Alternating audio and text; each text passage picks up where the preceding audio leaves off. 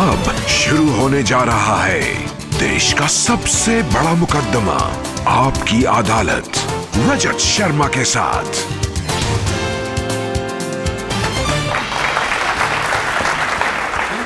नमस्कार, आपकी अदालत में आपका स्वागत है। देश में नई सरकार बनी है, 79 मिनिस्टर्स का बड़ा सा मंत्रिमंडल बना है। आपकी अदालत में आज हम पेश करेंगे इस नए मंत्रिमंडल के सबसे जवान चेहरे को। जी हां, इंतजार कीजिए, 73 साल के सबसे कलरफुल, तालियां बजाकर स्वागत कीजिए डॉक्टर फारूक अब्दुल्ला।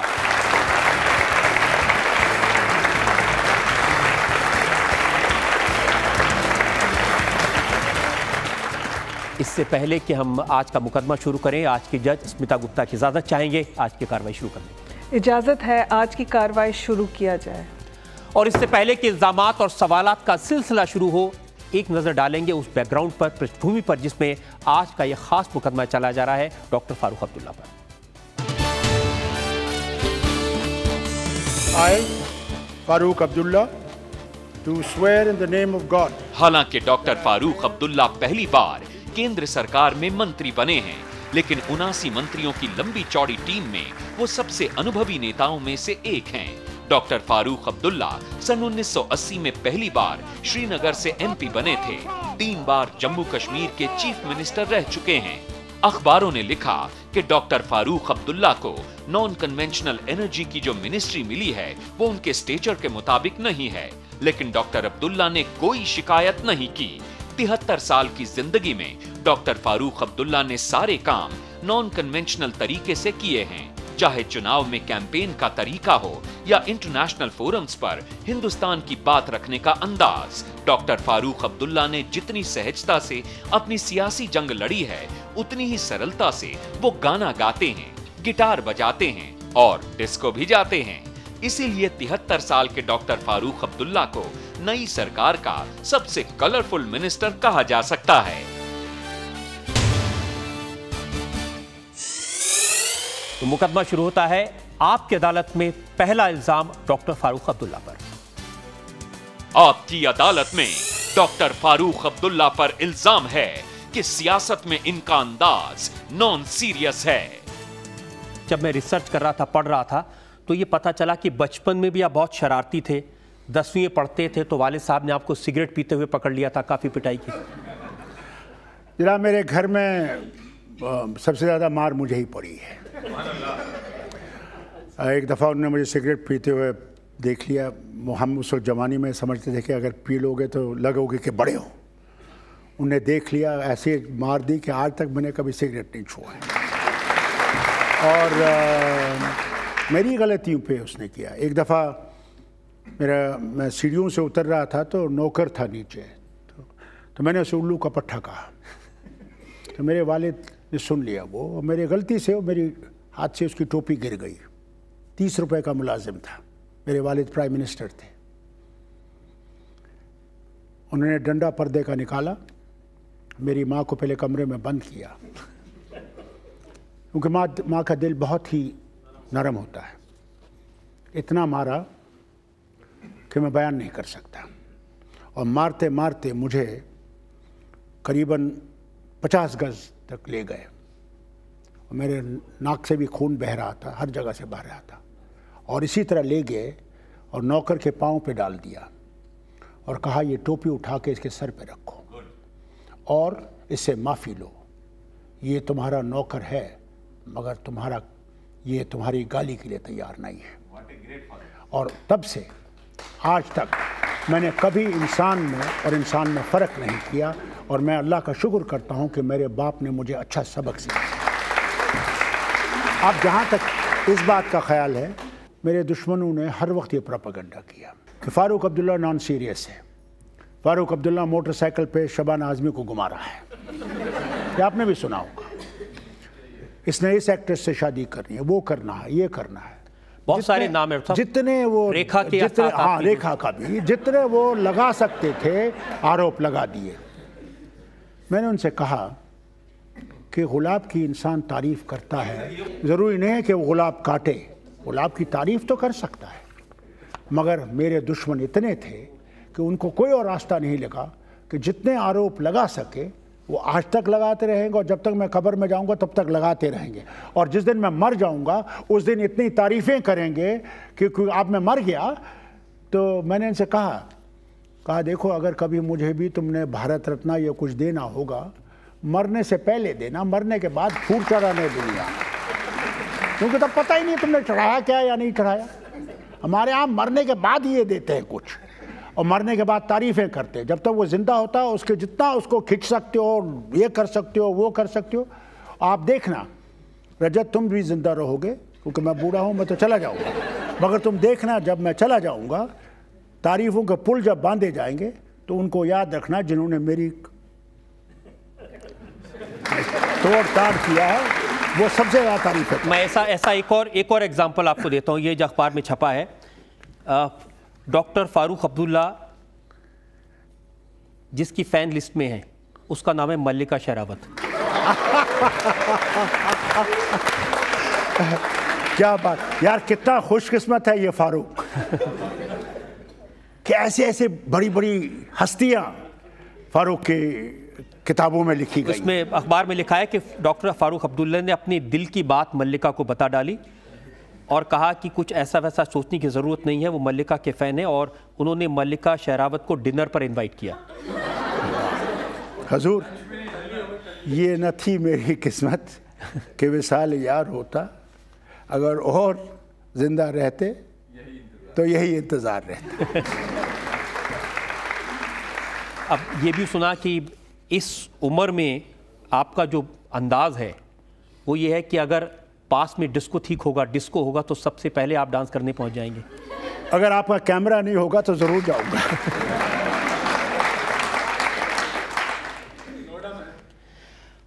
और ये भी मैंने सुना कि अब 72 साल की उम्र में आपको एक नया शौक आया है गिटार सीखने का। जैसे मैं पहले से, मेरे पास गिटार बहुत सालों से है, कोई आज 30-40 साल से, और जब कभी मौका मिल जाता है, और कई ऐसे मौके होते हैं ज़िंदगी में जब इंसान लो होता है, या तो मैं उस वक्त गज़ल सुनता हूँ या फिर मैं उस गिटार की तार को छेड़ता हूँ। अब इसमें क्या बुरा है, जिससे मेरा मन उस मुसीबत से निकल आए और मैं फिर जवान हो जाऊं, उसमें क्या मुश्किल है? आपत्ति किसको है? अगर मैं गिटार बजाता हूं तो तंग कौन हो जाता है? उस अखबार में जो ये लिखा कि जैसे सैफ अली खान, करीना कपूर गिटार बजाते हैं, आपकी करीना कौन? नहीं साहब, आप देखिए, वो प्रेसिडेंट सारे बड़े मुल्क, दुनिया के मुल्क का, अमेरिका का, वो सैक्सोफोन बजाता था। कौन? Bill Clinton. उसकी तो सारे लोग तारीफ करते हैं। अगर फारूक अब्दुल्ला ने गिटार छेड़ दिया, हाय बेड़ा गर्क हो गया। शुक्र करिए मैं सितार नहीं बजा रहा था। ये बताइए कि इस उम्र में भी आप ज़्यादा रोमांटिक हैं या उम्र आपसे ज़्यादा रोमांटिक? देखिए, मैं आपको एक बात बताऊं, उम्र का रोमांस से कोई ताल्लुक ही नहीं है। 100 साल वाला भी रोमांस से कर सकता है। अरे 100 साल में क्या हो गया? दिखेगा नहीं तो ऐनक लगा लेगा, ऐनक नहीं तो बाइनोकुलर लगा लेगा। अरे इसमें क्या है? इंसान, जिंदगी जिंदा दिली का नाम है, मुर्दा दिल क्या खाक जिया करते हैं। आपकी अदालत में डॉक्टर फारूक अब्दुल्ला पर आरोप है कि ये वंशवाद की राजनीति करते हैं। डॉक्टर साहब, इस समय 2 परिवार हैं जिनके पास सबसे ज्यादा पावर है इस मुल्क में। एक तो एम करुणानिधि का परिवार, वो खुद मुख्यमंत्री हैं, उनके बेटे कैबिनेट मिनिस्टर हैं, और उनके भतीजे, ग्रैंड भतीजे जिन्हें कहें, वो भी कैबिनेट मिनिस्टर हैं। और दूसरा डॉक्टर फारूक अब्दुल्ला का परिवार, जहां आपके बेटे मुख्यमंत्री हैं, आप खुद कैबिनेट मिनिस्टर हैं, और आपके दामाद भी आपकी सरकार में आपके साथ मंत्री हैं। सवाल इस बात का है कि लोग इलेक्ट करके लाते हैं, आप किसी को ठोस नहीं सकते हैं। अब फिल्म एक्टर का बेटा फिल्म एक्टर बन सकता है, एक्ट्रेस बन सकती है, उस वक्त आप कुछ कहते नहीं हैं। एक इंडस्ट्रियलिस्ट है, वो इंडस्ट्री चलाता है, उसका बेटा समझता है इंडस्ट्री क्या है, उसकी बेटी समझती है, वो इंडस्ट्री चलाता है। मगर यहाँ तो इलेक्शन करके आना पड़ता है, ऊपर से ठोस नहीं सकते हैं आप। यहाँ लोगों से वोट लेने पड़ते हैं। लोग जब आपको लाते हैं फिर आप बन सकते हैं, नहीं तो कोई और तरीका नहीं हो सकता। नहीं डॉक्टर साहब, जैसे शेख अब्दुल्ला साहब आपको लाए, उन्होंने आपको इलेक्ट करवाया, आप पार्लियामेंट में पहुँच गए। उसी तरह से आप उमर को लाए, आपने उन्हें इलेक्ट करवाया, वो चीफ मिनिस्टर बन गए। तो जिसके सिर पे कोई माई बाप नहीं है वो क्या करेगा? देखिए, मैं आपको बताऊं, जब मैं पार्लियामेंट में आया 80 में और मैं पॉलिटिक्स में आया, तो मेरे बाप ने कहा था मुझे कि मत जाओ इसमें, साफ कहा था एक ऐसा दरिया है जिसमें तुम जब एक दफ़ा घुस जाओगे उसके बाद इस दरिया से निकल नहीं सकते हो, या इस दरिया के बहाव से चलना पड़ेगा या इस दरिया के खिलाफ लड़ना पड़ेगा। मैंने अपने बेटे से भी वही कहा। मैंने कहा, बेटा, ये एक ऐसी चीज़ है जिसमें कोई ख़ानदान नहीं रहेगा, बच्चों का देखोगे, बीवी का पता नहीं रहेगा, घर का पता नहीं रहेगा, सुबह शाम तुम्हें काम करना पड़ेगा। उसने कहा, नहीं, मैं करूँगा, मेरी यही एक लाइन है। क्या करेगा बाप? क्या कहेगा? नहीं, मैं नहीं लाऊंगा। फिर उसने अपना कर्तव्य दिखाया। आपने देखा, वो मिनिस्टर था, एनडीए की हुकूमत में मिनिस्टर था, उसका देख लीजिए रिकॉर्ड, जो उसने कॉमर्स मिनिस्ट्री में किया, जो उसने फॉरेन मिनिस्ट्री में किया। तो इंसान एक जगह पे वो कहते हैं ला सकता है, उसके बाद वो कितना उसमें आगे बढ़ सकता है वो उस तक है। लेकिन इस बार कुछ ज़्यादा हो गया। 17 लोगों की लिस्ट है मेरे पास में। मीरा कुमार वो जगजीवन राम की बेटी हैं, सलमान खुर्शीद वो फॉर्मर राज्यपाल खुर्शीद आलम खान साहब के बेटे हैं, दयानिधि मारन सीएम करुणानिधि के भतीजे हैं, कुमारी शैलजा चौधरी दलबीर सिंह की बेटी हैं, जीके वासन जीके मुपनार के बेटे हैं, अडगिरी करुणानिधि के बेटे हैं, अजय माकन ललित माकन के भतीजे हैं, ज्योतिराज सिंधिया माधवराव सिंधिया के बेटे हैं, जितिन प्रसाद के बेटे हैं, Parneet Kaur former chief minister Amarinder Singh की वाइफ हैं, तुषार भाई चौधरी अमर सिंह चौधरी के। अब बहुत ये लिस्ट खत्म ही नहीं होती, इतने सबके। आप कहते हैं ना 17 हैं, मगर ये मुझे बताइए 544 आपके लोकसभा में है, 200 से ज़्यादा राज्यसभा में। अगर 17 हो गए तो कौन सा इतना बड़ा नंबर आप दिखा रहे हैं कि ये सब खानदानी है? अरे भाई, वो तो ऑर्डिनरी लोग भी तो हैं। मैं ये कह रहा हूँ कि 543 एमपीज़ हैं, जिसमें से 206 कांग्रेस पार्टी के हैं, उनके सहयोगी दलों के हैं। उन सब में से मिलाकर के 17 लोग ऐसे मिले जिनके फादर या ग्रैंडफादर या मदर राजनीति में थे। मैं समझता हूँ उनको भगवान की कृपा है सबसे पहले। जब तक भगवान की कृपा नहीं होगी, कोई भगवान की कृपा है या माँ बाप की कृपा है? नहीं, भगवान की कृपा। माँ बाप की कृपा बाद में आती है, पहले ऊपर वाले की कृपा होती है।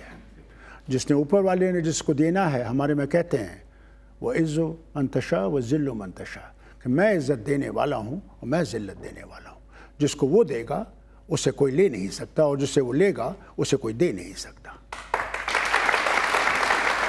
तो पहली बार हम ऐसी सरकार देख रहे हैं जिसमें पिता पुत्र, जिसमें ससुर और दामाद दोनों एक ही मंत्रिमंडल में होंगे।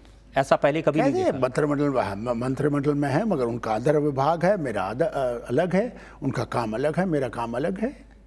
जनता से पूछते हैं इस बारे में, लोग क्या पूछना चाहते हैं? जो लोग सवाल पूछना चाहते हैं पूछिए। डॉक्टर साहब, जब आपके बेटे उमर अब्दुल्ला सीएम बने थे, तब उस वक्त आपने बहुत खूबसूरत सा गाना गाया था, तो मैं चाहूँगा कि आप यहाँ पर भी कुछ गुनगुनाएंगे वो वाला गाना। जी, वो अलग बात थी। मैंने उस वक्त क्योंकि उन्होंने ज़ोर किया, मैंने वो गा दिया कि बेटा मुझसे बहुत ज़्यादा आगे बढ़ेगा। इंशाल्लाह एक दिन आऊँगा फिर इनके प्रोग्राम में, फिर आपको पूरा गाना सुना दूँगा। इस बात में कितनी सच्चाई है डॉक्टर साहब कि उस वक्त जब वो चीफ मिनिस्टर बने थे, तो आप मुख्यमंत्री बनना चाहते थे, लेकिन राहुल गांधी ने वीटो कर दिया? नहीं, ये गलत है, बिल्कुल गलत है। मैं ज़रूर मुख्यमंत्री बनना चाहता था, मगर उस रात को जब मैं सोया तो मैंने सोचा मेरा अब वो काम नहीं है, मैं अब पहाड़ों पे नहीं चढ़ सकता, मेरे में वो शक्ति नहीं है जो आज से 40 साल पहले थी। अब उस रियासत को आगे बढ़ाने के लिए और उसको आगे ले जाने के लिए एक जवान युवा की ज़रूरत है। और सुबह को पहला आदमी था, मैंने अपनी बीवी से कहा, मैं रात को सो नहीं सका, मेरी बीवी मेरे साथ सो रही थी, मैंने उससे कहा तुम सो क्यों नहीं रहे हो? मैंने कहा मुझे नींद नहीं आ रही है। मैंने उसे कहा नहीं, क्यों? क्योंकि मेरे दिल में कश्मकश और दिमाग में कश्मकश थी, यही कि जो लोगों की उम्मीदें हैं क्या मैं उनको पूरा कर सकूंगा या नहीं कर सकूंगा। फिर सुबह 8 बजे मैंने बीवी से कहा कि नहीं, मैं नहीं बनूंगा। और 8:30 बजे मेरे बेटे आए। मैंने कहा उमर, मैं तुम पे ये जिम्मेवारी डालना चाहता हूँ, तुम उठाओगे? लोग तो ये इंप्रेशन रहा कि आपको कहीं से फ़ोन आ गया और आपके ऊपर प्रेशर पड़ा, दबाव पड़ा। अब देखिए, आप जानते हैं कि कहानियाँ कैसे बनती हैं। हर एक अपना अपना, कोई नमक डाल देता है, कोई मिर्ची डाल देता है, कोई काली मिर्च डाल देता है, कोई हल्दी डाल देता है, तो वो बढ़ता ही जाता है। नीचे कुछ होता ही नहीं है, मगर बढ़ाते जाते हैं। ये आदत है हम लोगों की, और जितना आप एक पद पे हैं वो ज़्यादा बढ़ जाता है। मैं आपसे पूछना चाहती हूँ कि आप में और अमर अब्दुल्ला जी में क्या फ़र्क है? मेरे में यस। पहला फ़र्क ये है कि मैं 73 हूँ, वो 38 है, ये बड़ा फ़र्क है।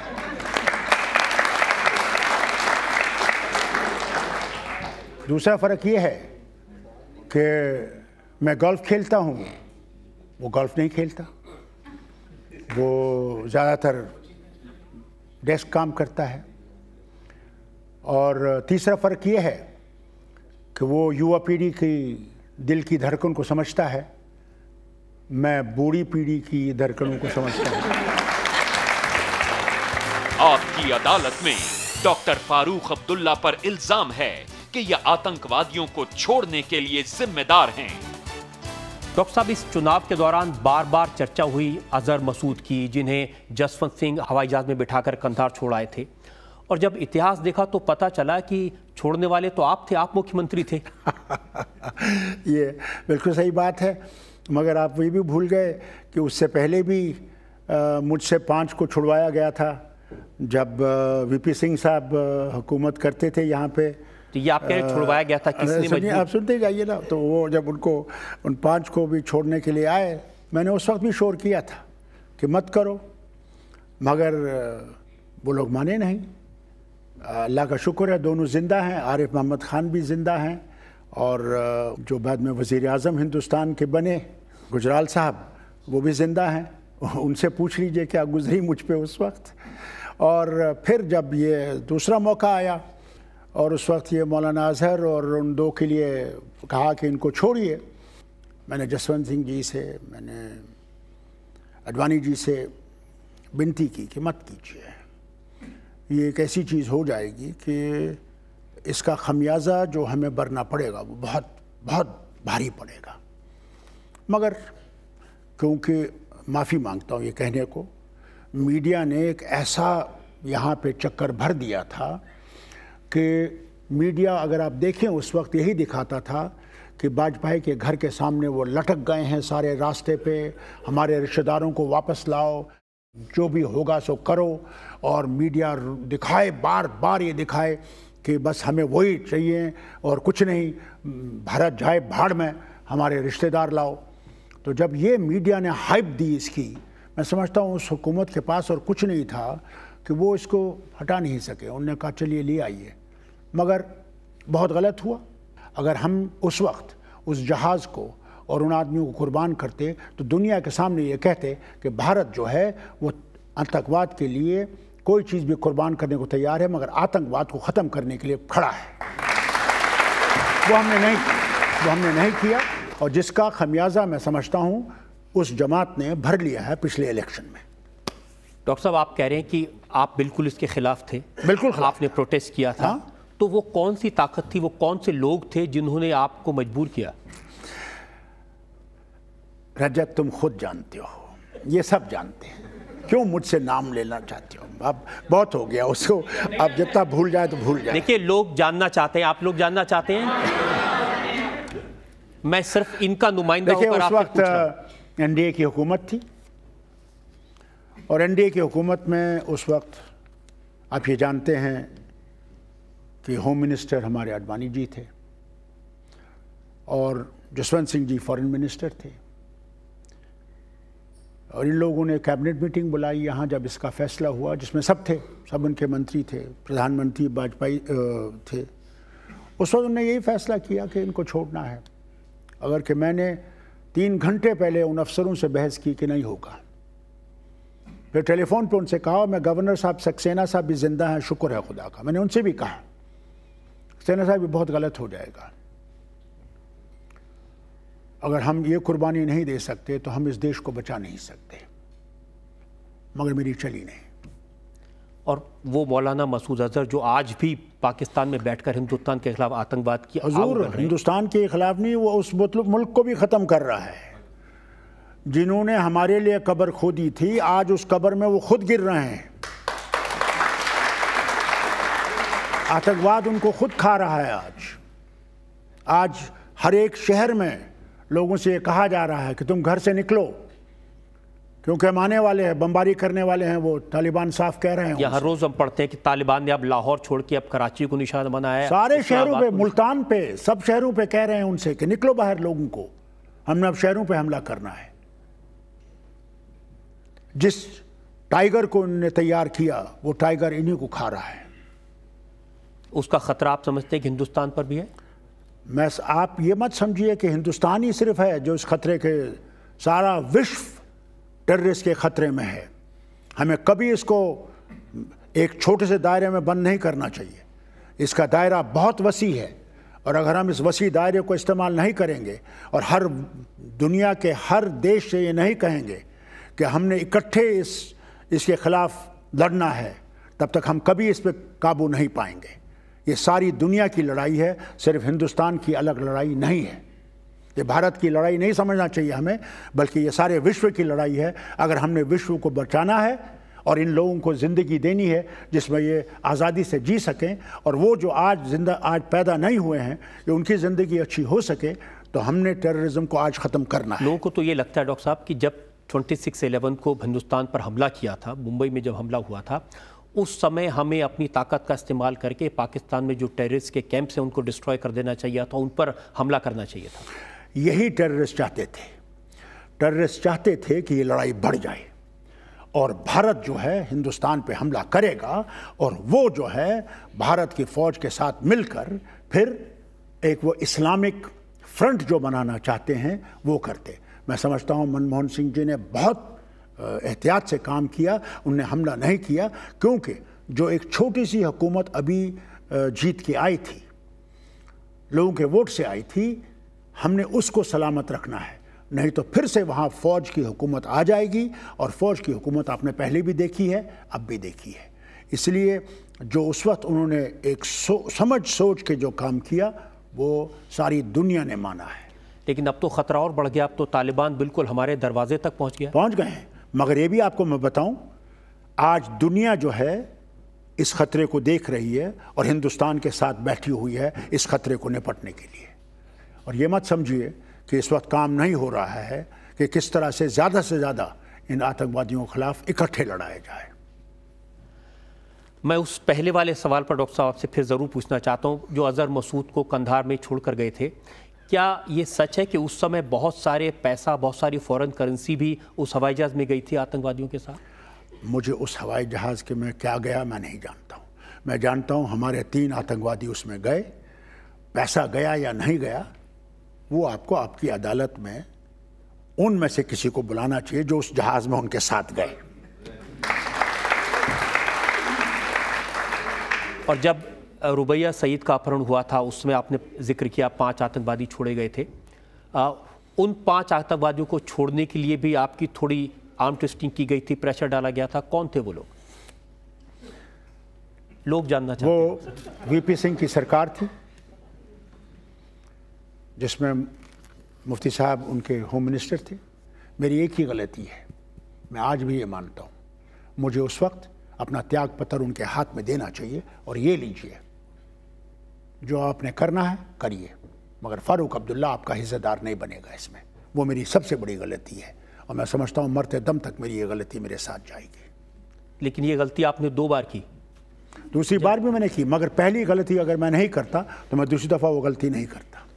अब ऐसा क्या करेंगे कि हिंदुस्तान में आप ही नहीं, कोई भी चीफ मिनिस्टर हो जम्मू कश्मीर में या किसी और प्रदेश में, उसको इस बात के लिए फोर्स न किया जा सके कि वो आतंकवादियों को छोड़े? हिंदुस्तान की जनता जानना चाहती है। देखिए, मैं ये समझता हूँ कि हिंदुस्तान की हुकूमत जो आज है, मैं नहीं समझता हूँ कि ये वो कर सकेंगे अगर भारत के लोग उठ के ये कहेंगे कि नहीं करना है। एक बात याद रखिए, ये ऑटोक्रेटिक रूल नहीं है, ये डेमोक्रेसी है। डेमोक्रेसी में आप वज़न रखते हैं, हम वज़न नहीं रखते हैं। हम आपसे हैं, आप हमसे नहीं हैं। आप हमें बनाते हैं और आप हमें निकाल सकते हैं। इसलिए अगर उस वक्त भारत की जनता उड़ जाती और कहती नहीं, हमने नहीं छोड़ना है इनको, तो कोई माय का लाल नहीं कर सकता है। इसलिए आगे से आपसे भी कहूँगा कि जब भी कोई ऐसी बात आए जिसमें भारत की इज्जत का सवाल हो, उस वक्त भारत के नौजवान, बूढ़े, औरत, मर्द सबको खड़ा हो जाना चाहिए और कहना चाहिए ये हम कबूल नहीं करेंगे, और उस हुकूमत को कहना चाहिए निकल जाए। आप पीछे दे दीजिए सरदार साहब। हाँ, इधर रखिए। नहीं, आप पीछे। हाँ, डेफिनेटली आप पहले सरदार साहब को दे दीजिए। सरदार साहब को दीजिए। हाँ, वाहेगुरु जी दा खालसा ते वाहेगुरु जी दी फतेह। अच्छा, अभी आप सर उग्रवाद की जब बात चल रही थी, आप कह रहे थे कि एक आम आदमी को भी उसका विरोध करना चाहिए, लेकिन एक आम आदमी तो आम आदमी है, वो उस प्लेटफॉर्म तक पहुंचने के लिए क्या कर सकता है? कहाँ पहुंचने के लिए? जो बात उसकी आवाज वहां तक कहाँ कैसे पहुंच सकती है? देखिए, आम आदमी जब इकट्ठे होंगे तो ये एक ऐसी आवाज बन जाती है कि आप हैरान हो जाएंगे कि आम आदमी सारे वतन को हिला सकता है। आम आदमी पे ही हम लोग सब डिपेंडेंट हैं। ये मत समझिए कि हम आम आदमी के बगैर कुछ हो सकते। डॉक्टर साहब, आम आदमी पर डिपेंडेंस सिर्फ चुनाव के दौरान होती है। नहीं, उसके बाद भी है, उसके बाद भी है। किस तरीके से पहुंचाई जाए? जैसे इकट्ठे होकर क्या करें, कैसे जाएं उनके पास? हाँ, सुनिए, मैं आपसे बताऊं, कई तरीके हैं। एक तरीका है कि लोग जमा हो जाएं, जमा होके एक जुलूस निकालें और उस तक वजीरों के घर पे पहुंचे और उनसे कहें, जिस तरह आप देखिए किस तरह आतंकवादियों को छोड़ा कैसे गया। जब लोग उनके घरों के सामने लेट गए, मीडिया पहुंच गया। आज मीडिया बहुत स्ट्रांग है। आज मीडिया इस तरह प्रोजेक्ट कर सकता है इस चीज को कि कुर्सियां हिलने लगती हैं, घर हिलने लगते हैं। मीडिया तक सब कुछ है। हमने मीडिया को जगाना है। सर, मैं आपसे जानना चाहता हूं कि आप एनडीए गवर्नमेंट में वाजपेयी जी के साथ भी सहयोगी रहे हुए हैं और मनमोहन जी के साथ भी सहयोगी हैं।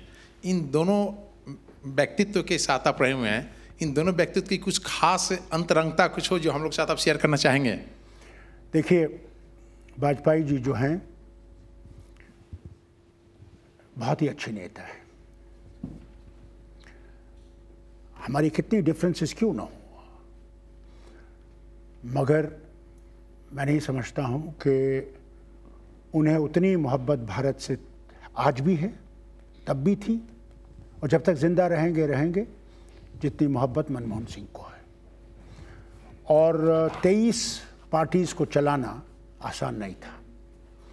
न मनमोहन सिंह जी की जो पिछली गवर्नमेंट थी जिसमें बहुत सी पार्टीज थी, उनको भी चलाना आसान नहीं था, मगर दोनों ने वो चीज़ दिखा दी कि अगर इंसान में वो अकोमोडेशन होगी और इंसान में वो विजन होगा तो वो सबको चला सकता है। और वाजपेयी की सबसे बड़ी बात यही थी, वो सबको चलाना चाहते थे। और यही मैं उम्मीद करता हूँ कि डॉक्टर मनमोहन सिंह में भी होगी कि ये सब भारत को, सारे भारत के लोगों को, सारी पार्टीज को इकट्ठे चलाना। आपकी अदालत में डॉक्टर फारूक अब्दुल्ला पर इल्जाम है कि ये ओवर एम्बिशियस हैं। डॉक्टर साहब, हमेशा से आप कुछ करना चाहते हैं, बहुत एम्बिशन आपके रहे हैं, लेकिन अब ये कहा जा रहा है कि इतने बड़े आदमी को एक छोटी सी मिनिस्ट्री दे दी। यही तो मुसीबत है कि भारत निवासियों को कभी ये कहा नहीं गया कि ये मिनिस्ट्री है क्या, बल्कि ये मिनिस्ट्री सबसे ज़्यादा अहम है, क्योंकि एक वक्त आने वाला है जबकि हमारे पास जो एनर्जीज़ आजकल हैं वो ख़त्म होने वाली हैं। वो पेट्रोलियम हो, वो कोल हो, हमें उन एनर्जीज़ की तरफ से जाना है जो ख़त्म नहीं होंगी। इसीलिए दुनिया में सबसे ज़्यादा डेवलप्ड मुल्कों में भी और चीन में भी सबसे ज़्यादा अहमियत जो है वो इस एनर्जी की तरफ दी जा रही है, क्योंकि यही एक बचाव है कल की दुनिया के लिए। बजट देखें अगर मिनिस्ट्रीज़ के, ए राजा हैं कम्युनिकेशन मिनिस्टर, उनकी मिनिस्ट्री का बजट है 65,000 करोड़ रुपए। गुलाम नबी आज़ाद हेल्थ मिनिस्टर 18,500 करोड़ रुपए उनकी मिनिस्ट्री का बजट है। जी.के. वासन शिपिंग 24,000 करोड़ रुपए बजट है। प्रफुल्ल पटेल सिविल एविएशन 10,000 करोड़ का बजट है। लेकिन आपकी मिनिस्ट्री का बजट है 1,267 करोड़ रुपए। क्योंकि वो भी खर्चाया नहीं गया है। अगर इंसान खर्चाने के लिए तैयार होगा और काम करने के लिए तैयार होगा तो इसका बजट भी बढ़ सकता है। कोई ऐसी बात नहीं है कि बजट रुक सकता है, काम करना। लेकिन डॉक्टर साहब, जितनी एनर्जी आप में है वो देखते तो नहीं लगता कि आपको एक ऐसा डिपार्टमेंट मिलना चाहिए था जिसमें एनर्जी लगती, फॉरेन मिनिस्ट्री होती, कॉमर्स मिनिस्ट्री होती, तो आप ज़्यादा परफॉर्म कर सकते थे। नहीं रजत, ये मिनिस्ट्री लोग समझे ही नहीं है। मुझे इसमें परफॉर्म करने दो, आगे कोई और मिनिस्ट्री आ जाएगी जब मैं परफॉर्म कर दूंगा, क्या परवाह है। अरे कोई चीज़ रुकती थोड़ी है। अब जब लोग ये लिखते हैं अखबार में कि ये गोबर गैस की मिनिस्ट्री दे दी, अखबार में तो मेरे कई मेहरबान भी हैं ना जो इनको ये लिखवाते हैं, अब उनका नाम मैं लेना नहीं चाहता। वो उनको क्या पता है कि गोबर गैस भी एक दिन ऐसी चीज़ पहुंच जाएगी जबकि ये सारा कुछ गायब हो जाएगा, ना कोल होगा ना तेल होगा, हम लोग गोबर गैस से मोटरें चलाएंगे और ट्रेन चलाएंगे, इस सूरज की किरणों से जहाज उड़ेंगे और हमारे घरों में बिजली आएगी इसी से। बार बार ये कह रहे हैं कि साहब डॉक्टर फारूक अब्दुल्ला को इम्पोर्टेंस नहीं दी गई, उनका जो स्टेचर था उसके मुकाबले की मिनिस्ट्री नहीं दी गई। हुजूर, मैं शुक्र करता हूं कि मुझे ये मिनिस्ट्री मिली, क्योंकि इसको कोई लेने को तैयार नहीं होगा मेरे ख्याल से। मैंने एक चैलेंज लिया है, या परफॉर्म करूंगा या चला जाऊंगा। मैं वो नहीं हूं जो कुर्सी को से थामे बैठेगा कि मुझे इसे निकालो नहीं, मैं यहीं से सलाम करके जाऊंगा कि मैं चला जाऊंगा। आपकी तमन्ना क्या थी? यही मिनिस्ट्री की तमन्ना थी या कुछ और बनने की तमन्ना? मेरी तमन्ना है कि मैं इस वतन की खिदमत कर सकूं, और मेरी कोई और तमन्ना नहीं। मैंने किसी अखबार में पढ़ा कि आपने इंटरव्यू में कहा कि आप राष्ट्रपति बनना चाहते हैं, प्रेसिडेंट ऑफ इंडिया बनना चाहते हैं। इंशाल्लाह अगर मैंने इस मिनिस्ट्री में काबिलियत दिखाई तो वो अल्लाह चाहेगा मैं उस पद पे भी पहुंच जाऊंगा। हम ज़रूर उम्मीद करेंगे, लेकिन आपके पिछले 6 महीने का अगर हम बैकग्राउंड देखें तो पहले आपने असेंबली के 2 इलेक्शन लड़े और दोनों जगह से जीत गए आप। उसके बाद आप राज्यसभा का इलेक्शन लड़े, वो भी जीत गए, अब वहाँ भी आपका मन नहीं लगा। अब आप लोकसभा का इलेक्शन लड़े, तो आप टिकना कहाँ चाहते हैं? देखिए, मैंने आपके सामने ये साबित कर दिया कि मैं सब इलेक्शन लड़ सकता हूँ और जीत सकता हूँ। हाँ, लेकिन इससे बेहतर क्या है? लेकिन उस सब सीट को छोड़ते भी रहते हैं आप। अच्छा है, अगर इंसान को आगे बढ़ना है, एक दिन आएगा इसको भी छोड़ दूंगा, राष्ट्रपति पे बैठ जाऊंगा, फिर आप कहेंगे देखा अब राष्ट्रपति बन गया। तब यह अफसोस है कि मैं आपके प्रोग्राम में आ नहीं सकूंगा। नहीं, तब हम आपके पास वहाँ राष्ट्रपति भवन में आपको मिलने के लिए आएंगे। हमारी शुभकामनाएं आपके साथ हैं। सर, मैं अपनी तरफ से मानती हूँ कि मैं बहुत एम्बिशियस हूँ। क्या एक लेडी का एम्बिशियस होना ठीक है आज के भारत में? वो कह रही हैं कि मैं बहुत एम्बिशियस हूँ, तो आज के ज़माने में एक महिला का एम्बिशियस होना ठीक है? क्योंकि मैं देखिए, मैं आपसे कहूँगा, अगर आप इस बात का इंतज़ार करें कि मर्द इंतज़ार करे, महिला ये इंतज़ार करे कि मर्द उसको ये चांस दे कि वो उठेगी, कभी नहीं देगा। अगर महिला ने कुछ बनना है तो उसने अपने हक को लेने के लिए इस्तेमाल करना है, आगे बढ़ना है और हिम्मत करनी है। जिसने हिम्मत नहीं की वो कभी नहीं। हिम्मत मर्दा मदद खुदा। मदद आपको तब मिलेगी जब आप हिम्मत करेंगे। और आज की महिला हिंदुस्तान की वो महिला नहीं रही जो 50 साल पहले थी। आज हर औरत अपना हक जानती है और अपना हक लेना जानती है। यह मुझे बहुत खुशी है कि आपने ये सवाल किया, और मैं उम्मीद करूंगा कि वो दिन दूर नहीं है जबकि फिर से महिला जो है इस हिंदुस्तान की मालिक होगी। ये भी सही है कि डॉक्टर साहब की सबसे ज़्यादा आपकी दोस्त महिलाएं हैं। देखिए, वो इंसान ही क्या है जो महिला को कदर न दे, उसको वो इज्जत न बख्शे और उससे वो प्यार न करे? क्या है वो इंसान? आपने खुद कहा कि उमर अब्दुल्ला जब मुख्यमंत्री बने तब मैं बनना चाहता था। फिर आपने रजत जी ने सवाल भी नहीं किया और आपने कह दिया कि मैं कल मंत्री पद छोड़ के प्रधानमंत्री राष्ट्रपति बन जाऊंगा। तो क्या आप नहीं मानते कि आपकी अदालत का इल्ज़ामात जो आप पर था वो 100% सही है? 100%। मैं ये बताऊंगा, आपसे पूछूंगा कि आप में कोई एम्बिशन नहीं है? तो फिर आप इंसान ही नहीं हो अगर आप में एम्बिशन नहीं है। ये क्या इंसान है जिसमें ये ना हो कि मैं ये बनना चाहता हूँ? इल्जाम सही है कि नहीं? आप मानते हैं इल्जाम सही है? अरे इल्जाम को क्या, मैं तो 10 इल्जाम मानने को तैयार हूँ, मगर मैं इससे हटूंगा नहीं। जिस इंसान में एम्बिशन नहीं हो उसको जिंदा रहने की कोई ख्वाहिश नहीं होगी। वो किसी गली में पड़ा क्या चाहते हैं कि डॉक्टर साहब की एम्बिशन पूरी हो? प्रभु करे। डॉक्टर अब्दुल्ला हिंदुस्तान के राष्ट्रपति बने, इसकी अगर आप में जो लोग सपोर्ट करते हैं वो हाथ उठाएं। डॉक्टर साहब, यहां तो सभी लोग आते हैं।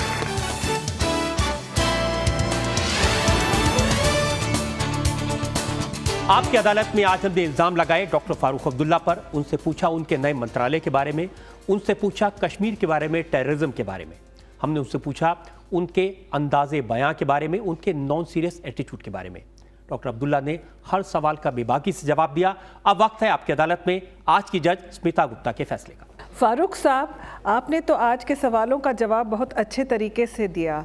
जो आरोप आप पे लगे थे उससे आप बरी हो गए हैं। फारूक साहब, आपको हमेशा नेशनलिस्ट माना गया है और आपकी कोशिश यही रही है कि आप कश्मीर को राष्ट्रधारा में जोड़ें। हालांकि जब आप मुख्यमंत्री थे आपके प्रशासन में कुछ खामियां थी, परंतु आपकी राजनीतिक उदारता, हिम्मत, करिश्मा और शिष्टाचार की वजह से खामियां को नज़रअंदाज कर सकते हैं। मैं शिष्टाचार का इसलिए ज़िक्र कर रही हूं क्योंकि यह आज के दौर की राजनीति में बड़ी मुश्किल से दिखती है। पिछले सालों में कश्मीर में बदलाव दिखा है। अलगाववाद ख़त्म तो नहीं हुआ है पर बहुत कम हुआ है।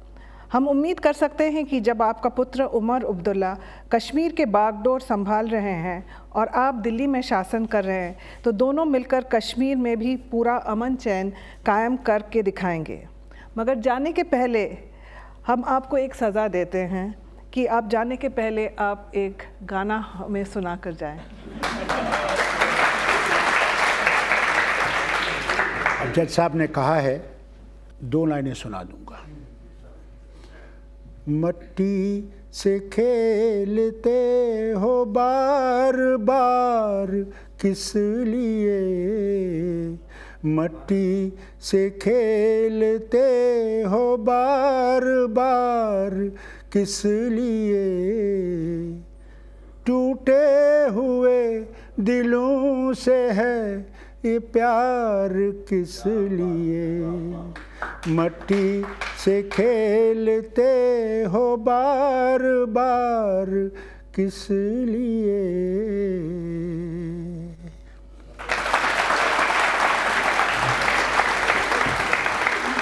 इस उम्मीद और इस यकीन के साथ कि डॉक्टर फारूक अब्दुल्ला इसी तरह से गाते रहेंगे, लोगों का मन बहलाते रहेंगे और अपनी नई मिनिस्ट्री में ऐसी परफॉर्मेंस करेंगे कि उनकी अपनी इज्जत में 4 चांद लग जाएंगे। इस उम्मीद के साथ आज का प्रोग्राम यहीं खत्म करते हैं। अगले हफ्ते आपसे मुलाकात होगी आपकी अदालत में एक नई शख्सियत के साथ। तब तक के लिए नमस्कार।